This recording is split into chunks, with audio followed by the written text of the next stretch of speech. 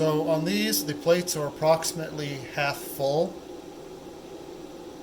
This is printing a raft at normal, quote-unquote, normal layer times, which are still wildly overexposed.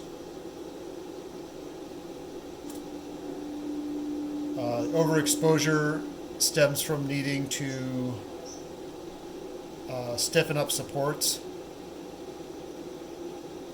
As you can see, the peel force is such that we are still basically kicking the bed forward.